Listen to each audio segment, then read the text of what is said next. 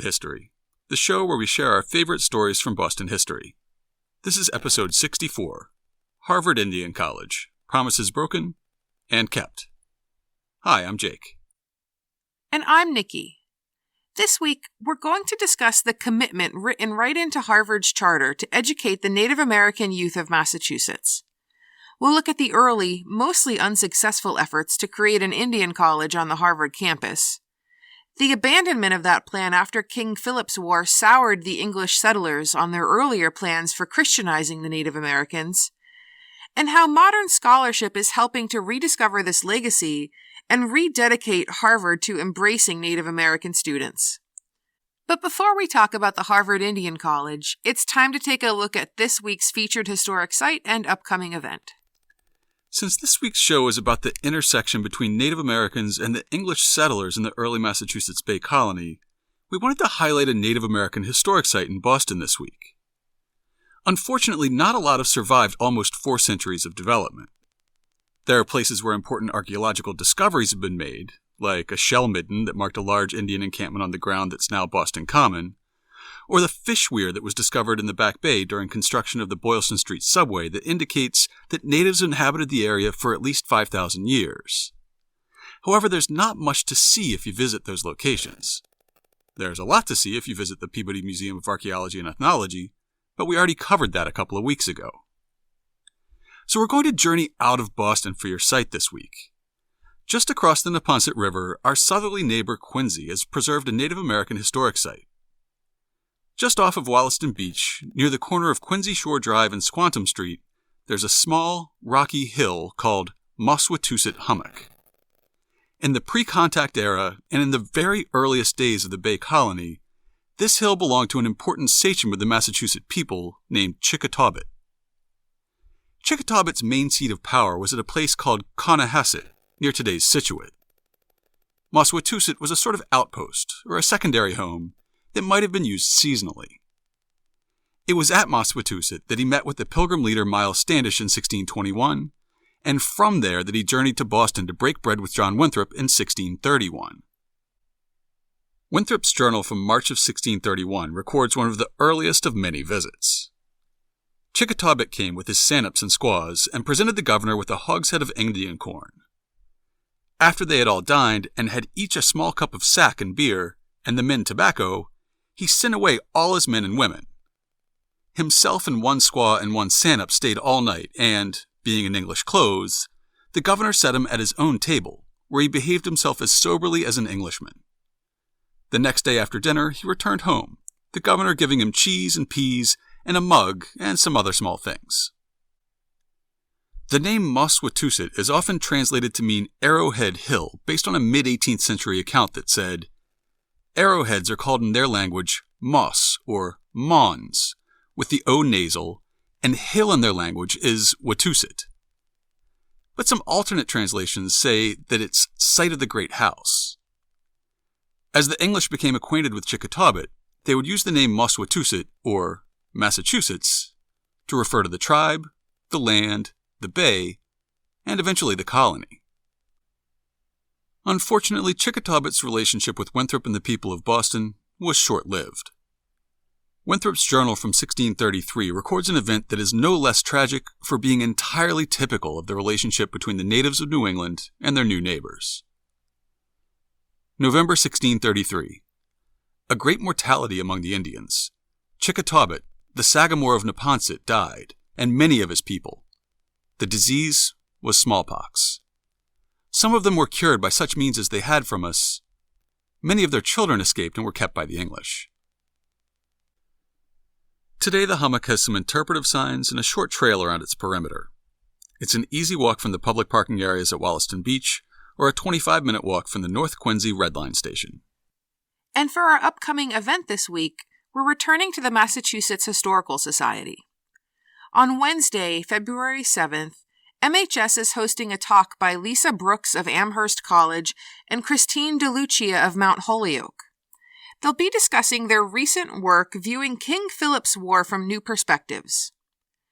King Philip's War raged across Massachusetts and all of New England in the 1670s, and it fundamentally changed the relationship between the English colonists and their Native American neighbors. From the MHS website, 2 historians re-examine the narrative of one of colonial America's most devastating conflicts. Lisa Brooks recovers a complex picture of war, captivity, and native resistance during the First Indian War by relaying the stories of Witamu, a female Wampanoag leader, and James Printer, a Nipmuc scholar, whose stories converge in the captivity of Mary Rowlandson. Christine DeLucia offers a major reconsideration of the war, providing an alternative to pilgrim-centric narratives that have dominated the histories of colonial New England, grounding her study in 5 specific places that were directly affected by the crisis, spanning the Northeast as well as the Atlantic world. These 2 works offer new perspectives. The program will include short presentations by both scholars followed by a conversation. There will be a reception at 5:30 p.m. and the talk begins at 6. Registration is required and tickets are $10 for non-members. We'll have a link to the registration page in the show notes this week. As you'll see in a few moments, King Philip's War is linked to our main topic this week, and one of the central figures in this talk plays a role in our story. The students of Harvard University have always been treated to an over-the-top spectacle during their commencement week. Though the university was founded in 1636, the first commencement wasn't held until 1642. That first year, there were orations in Greek, Latin, and Hebrew, followed by disputations on questions of philosophy. A feast followed, with speeches by the college president and the governor of the colony. A loving cup, or grace cup, was passed hand to hand and mouth to mouth. By 1703, records showed that the small graduating class had reason to order 14 barrels of beer, 1 barrel of cider, and 18 gallons of wine.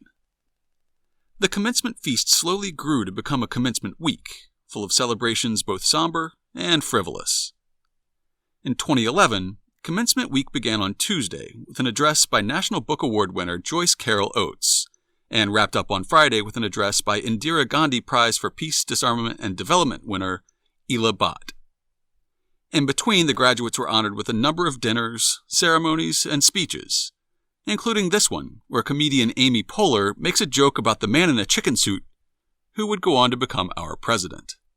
Live television can be very nerve-wracking, and I remember one time being nervous, looking into the eyes of the host, and feeling better.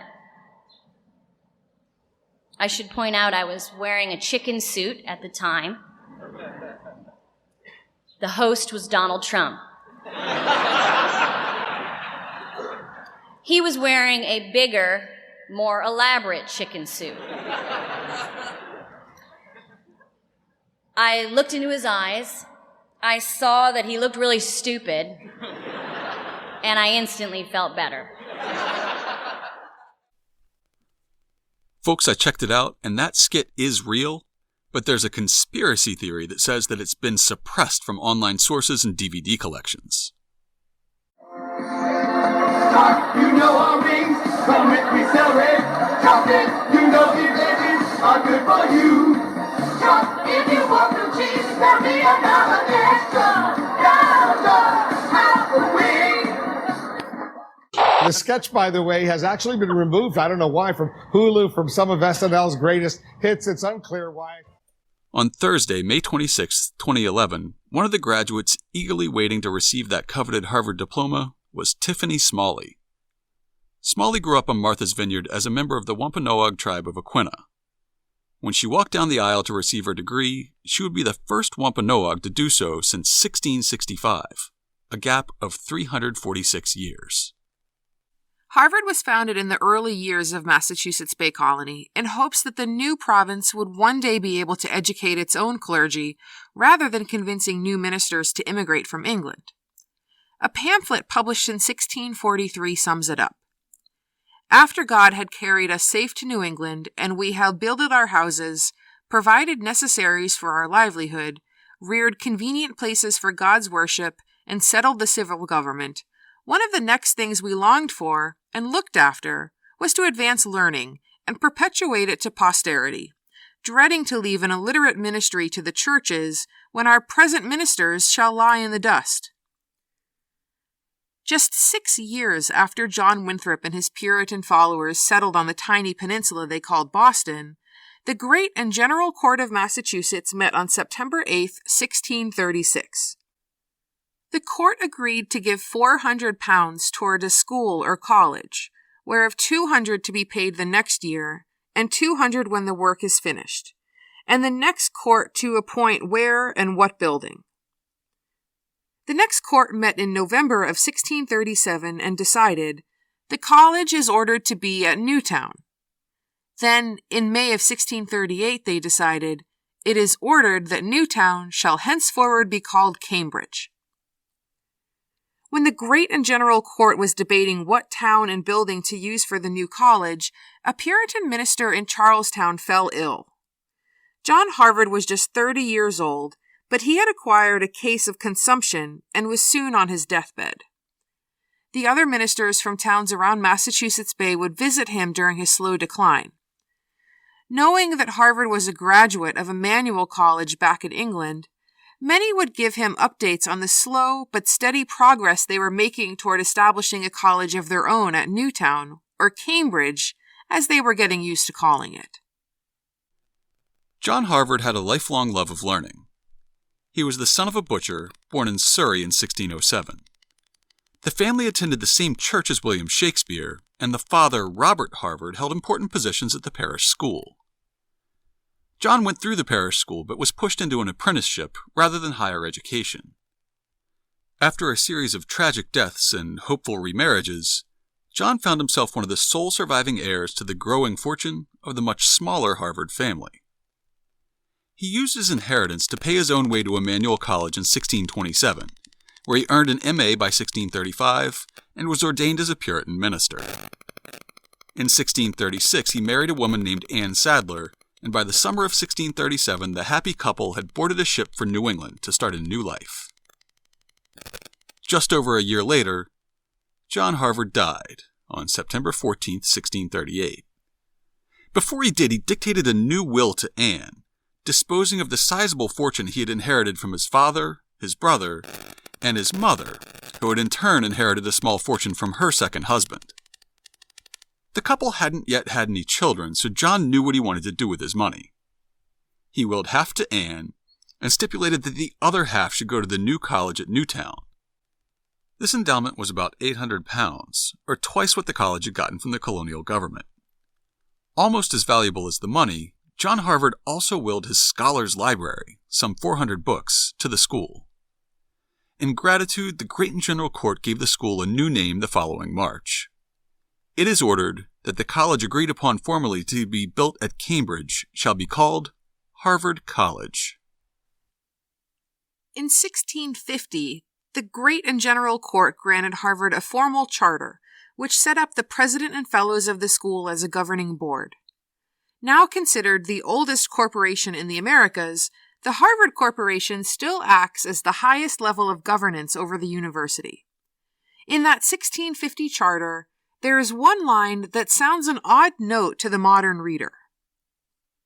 Many well-devoted persons have been and daily are moved and stirred up to give and bestow sundry gifts, legacies, lands, and revenues for the advancement of all good literature, arts, and sciences in Harvard College and Cambridge in the county of Middlesex, and to the maintenance of the president and fellows, and for all accommodations of buildings, and all other necessary provisions that may conduce to the education of the English and Indian youth of this country in knowledge and godliness. You may wonder why the charter stresses that the college will educate both white and Native American youth. While he was working with the legislature to come up with the text of the charter, we have to imagine that Harvard President Harry Dunster was the Puritan equivalent of a cartoon character with dollar signs for eyes. The bequest from John Harvard was pretty nice, but it wasn't enough money to run a college on in the long run. As they were getting the school up and running, Dunster and the Harvard Fellows were looking for alternative sources of funding, and they soon came up with a scheme. Back in London, many of the most wealthy and influential men belonged to an organization called the Society for the Propagation of the Gospel in New England. The Protestant Society had been largely inspired by the work of missionary John Eliot. Eliot was the minister of the Puritan Church at Roxbury, and starting in the mid-1640s, he began proselytizing to the Native Americans in the countryside surrounding Boston. Early on, he realized that he would need to learn the Algonquian dialects that his audience spoke if he was going to have any impact at all, and soon he was preaching in the Massachusetts language. Eliot began seeing success when a group of Massachusetts under a leader named Waban was receptive to his teachings. Eventually, he was able to convince entire villages to convert to Christianity, becoming known as praying Indians. This success electrified Puritan observers back in England. One of the stated aims of colonizing New England had been to spread the Protestant faith among the region's natives, but there had been little success up to this point. With Eliot seemingly succeeding, he was able to convince supporters to form a financial partnership to support his efforts. In 1649, the society was formed with the mission of preaching and propagating of the gospel of Jesus Christ among the natives, and also for maintaining of schools and nurseries of learning, and for the better education of the children of the natives. Knowing that donations were flowing into the society's coffers, the Harvard Fellows wrote that sentence about the education of English and Indian youth into their charter the following year. Their stated goal was to give promising young men from the bands of praying Indians a Protestant English education, and then they in turn would return to their praying villages as clergymen and civic leaders. With the influx of funds from the Society for the Propagation of the Gospel in New England, the Harvard Corporation built the first building intended for the Indian College in 1655.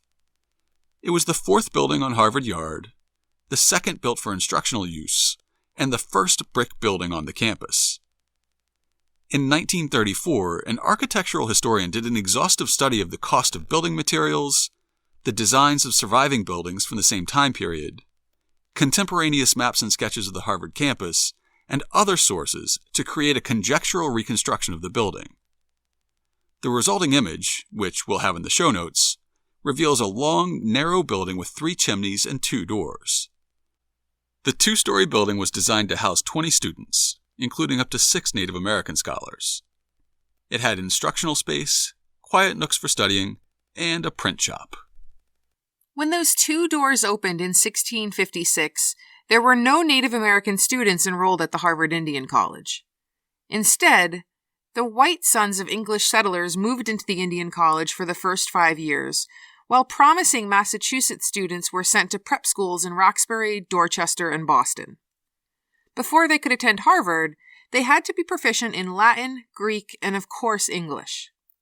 While the intended beneficiaries of the Indian College were getting their introductory coursework out of the way, John Eliot also moved into the Indian College at Harvard. The first printing press in America had arrived in 1638 on a ship with Elizabeth Glover. After her husband died at sea during the voyage from England, Elizabeth was left with 2 of her own children, 3 of his from an earlier marriage, an indentured servant, and his children.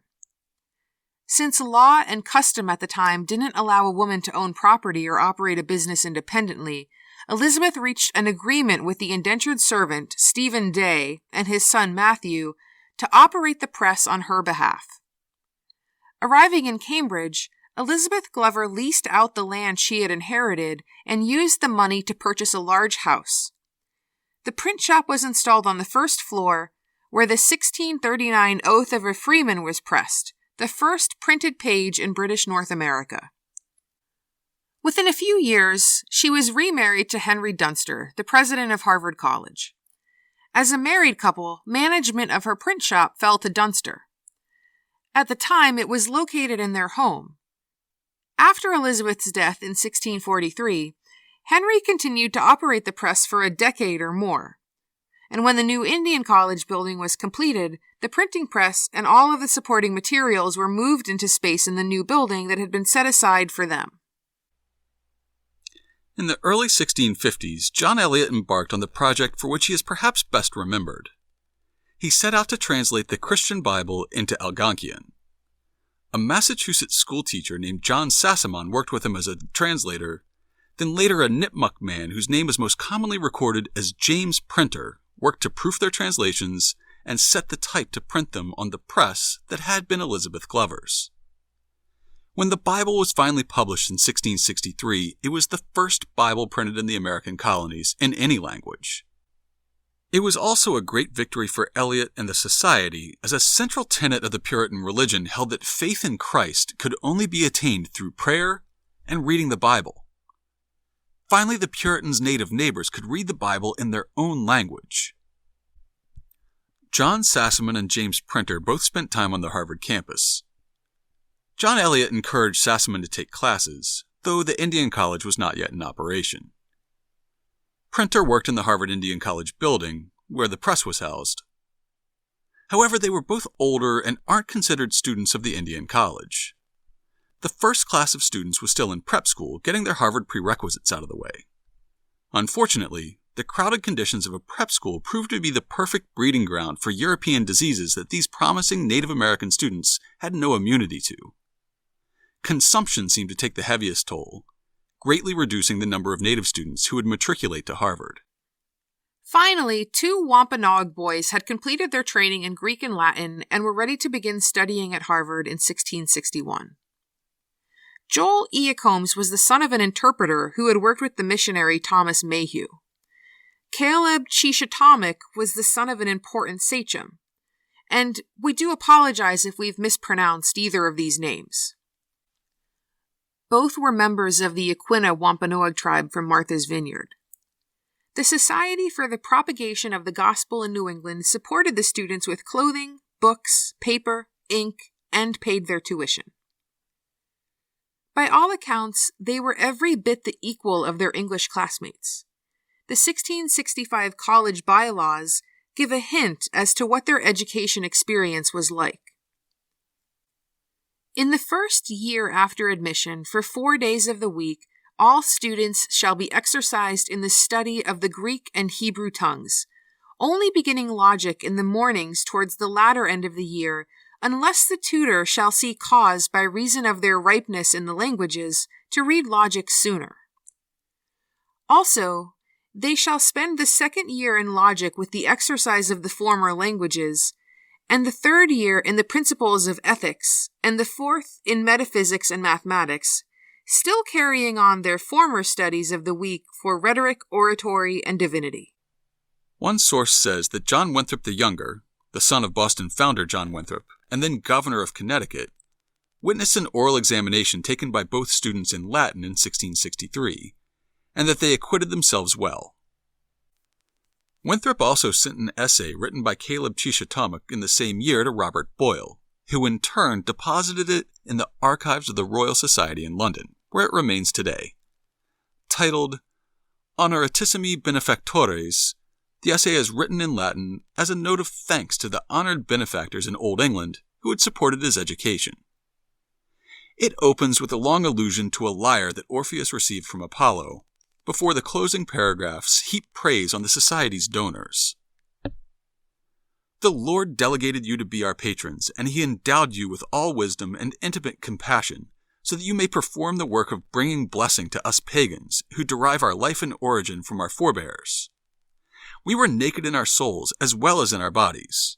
We were aliens from all humanity, and we were led around in the desert by various errors.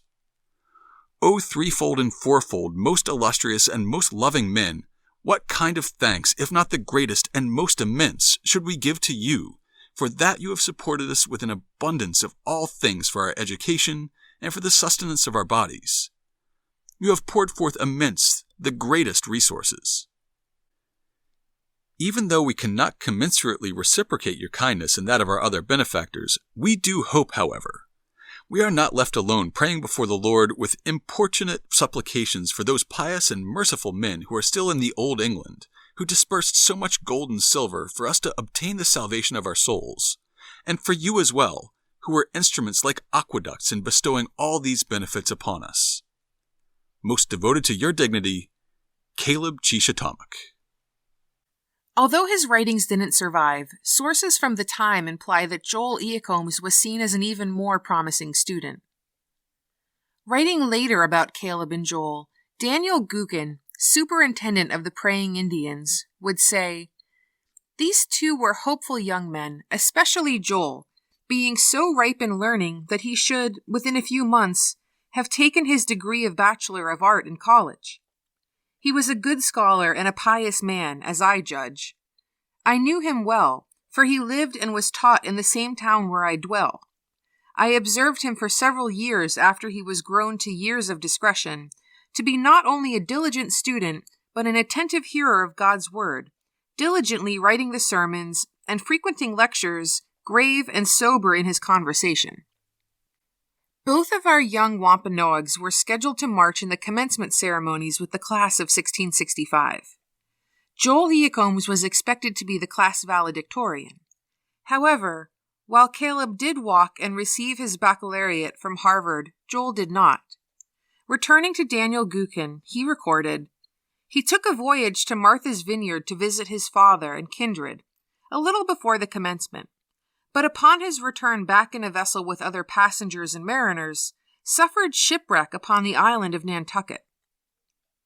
The boat was found on Nantucket Island, but no trace of the passengers was ever discovered." The story of Caleb Chichatomic doesn't have a happy ending either. Having escaped European disease while at a prep school in Roxbury, and again living in close quarters with both native and English students at the Indian College building, Caleb's luck soon ran out. He moved to Watertown after graduation, but within a few short months, he had to be placed under the care of a doctor. The consumption that he had avoided in the past had finally caught up to him, and Harvard's first Native American graduate passed away in 1666 at 20 years old. If that seems like a bad omen, perhaps it was. Caleb Chichatomic was the first graduate of Harvard Indian College. He would also be the last. The school always suffered from a shortage of students, due in no small part to the high mortality rate among the Native American students at the surrounding preparatory schools, but also to the implicit demand that an applicant must be ready to commit cultural suicide, to eradicate every trace of his language and heritage and replace them with English customs. Even the handful of young men who did make it to Harvard didn't make it to commencement. Some died and some left, but none would graduate. In 1665, the same year Caleb and Joel were scheduled to graduate, a young man named John Wampus enrolled at Harvard. He was a nipmuck from near Grafton, Massachusetts, and he was described as a towardly lad and apt wit for a scholar. However, the Harvard life didn't agree with him.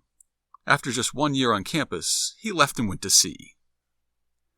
A decade later, a man named Eleazar came to the Indian College as a member of the class of 1679.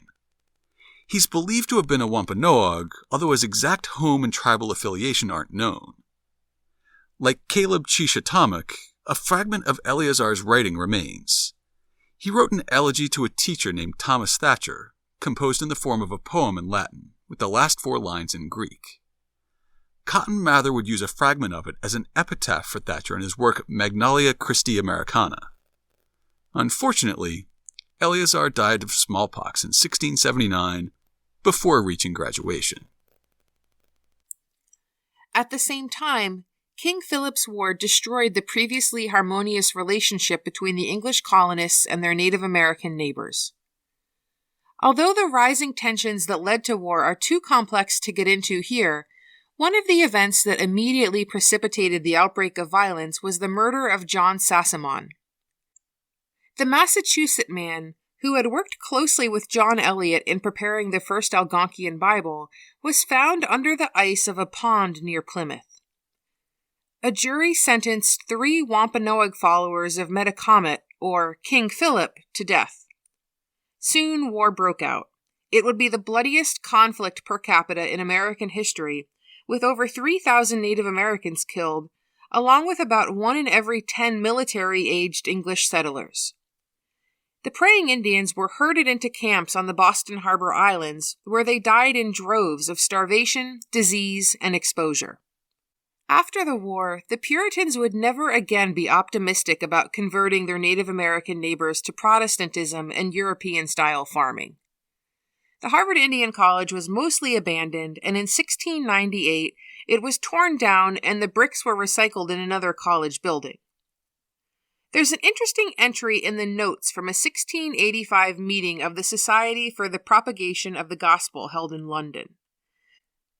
Despite the fact that the college building was sitting abandoned and soon to be torn down, and there are no records of an Indian student at Harvard at the time, the society seemed to believe that one student was enrolled, and they were seeking funds for more. Whereas, by the last year's account of expenses from New England, this court doth find that there is only one Indian youth maintained and educated at the college in New England. This court doth think fit, and so expresses it to be their desire that there be 9 other Indian youths disposed of in the said college, to make up the number 10 in all to be educated and maintained and brought up there, in a like manner as that one now there is educated and intended to be brought up. Seeing as there was no Native American student at the college at that time, and that fewer than 10 ever attended the school, we have to wonder if this is evidence of a wee bit of colonial embezzlement. Even after the building was gone, one final student was enrolled in the Indian College at Harvard. A nipmuc from near Minden, Massachusetts, was admitted to the class of 1716. Benjamin Larnell died of a fever during his sophomore year, but in the 2 years he was at Harvard, college president John Leverett would describe him as an acute grammarian, an extraordinary Latin poet, and a good Greek one. Witch trial judge Samuel Sewell would send a friend a copy of a poem by Larnell in Latin, Greek, and Hebrew. After his death, Larnell's pallbearers would include Sewell, Leverett, 2 fellows of the Harvard Corporation, and commissioners of the Society for the Propagation of the Gospel. However, there was no surviving evidence of Larnell's extraordinary skills as a poet for over 300 years. That changed 5 years ago when a PhD history student named Stuart McManus was scouring local archives for works written in Latin during the colonial era that would help him determine how use of the language had changed over the centuries. While he was poring over an index of holdings at the Massachusetts Historical Society, he noticed an entry for Benjamin Larnell.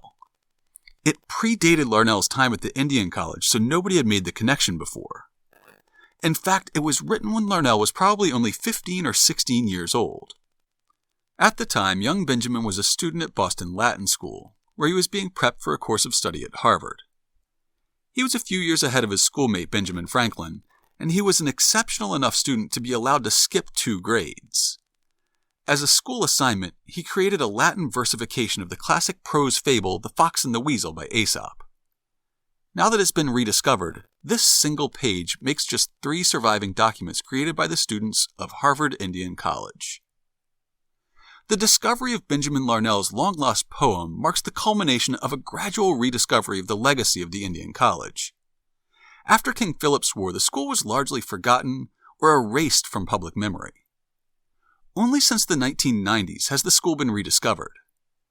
In 1997, the school and the Harvard University Native American Program, or HUNAP, placed a plaque to mark the original location of the Indian College. Since then, archaeology students studying under the direction of Harvard faculty and the Peabody Museum have found the remains of the building itself. In 2009, they discovered a dark strip of soil that turned out to be the trench where one of the Indian College's walls had run. Surrounding it, they found slate pencils, musket balls, beads, pottery, pipe stems, and other artifacts from Harvard's earliest days. The students then spent nearly 2 years cleaning, researching, and cataloging their finds before excavation began again in 2011. Among their most exciting discoveries has been lead type from the printing press that used to operate at the Indian College, and that might have been used to print John Eliot's 1663 Algonquian Bible. Though the student body is now made up of 2 to 3% Native Americans, there had been no Wampanoag graduate since Caleb Cheeshatomic in 1665. In 2011, as Tiffany Smalley prepared herself to be the first Wampanoag to walk down that aisle in 346 years, she knew that she would not be the only member of her tribe to be honored that day. In a special ceremony attended by dozens of Wampanoags, Smalley accepted an honorary degree on behalf of Joel Eacombs, Caleb Cheeshatomic's 1665 classmate who died in a shipwreck on the way to commencement. Smalley said, "I feel honored and am humbled that I have been offered the opportunity to accept the degree on Joel's behalf. I know he and Caleb and all the Indian College students hundreds of years ago helped pave the way for me and my education today. Now that we have come full circle, I feel blessed to be able to play any part in the acknowledgement of his outstanding accomplishments." Harvard President Drew Faust would add, "It is fitting that we honor Joel Eacombs as Harvard marks the 375th anniversary of its founding. With the presentation of this degree, we also recognize some of the commitments that were fundamental to the founding of Harvard, a commitment to a diversity of students, a commitment to the communities in which the college was founded, and a commitment to the power of education to transform lives. And we might add, it seems to serve as a rededication to the university's original mission, the education of the English and Indian youth of this country." To learn more about Harvard Indian College, check out this week's show notes at hubhistory.com/064. We'll have links to an architectural recreation of the Indian College building, a copy of the 1650 Harvard Charter, an article analyzing the surviving writings of Caleb, Cheeshatomic, and Eleazar, and an article about life on campus for modern Native American students at Harvard. We'll also post a link to the book Colonial Comics, which we use to get an easy-to-understand, well-researched biography of Elizabeth Glover and her printing press. And, of course, we'll have links to information about this week's featured historic site and upcoming event. If you want to get in touch with us, you can email us at podcast@hubhistory.com. We're Hub History on Twitter, Facebook, and Instagram. Or you can go to hubhistory.com and click on the Contact Us link. While you're on the site, hit the subscribe link and be sure that you never miss an episode. If you subscribe on Apple Podcasts, please think about writing us a brief review. It's the best way to help others discover the show. That's all for now. We'll be back next week.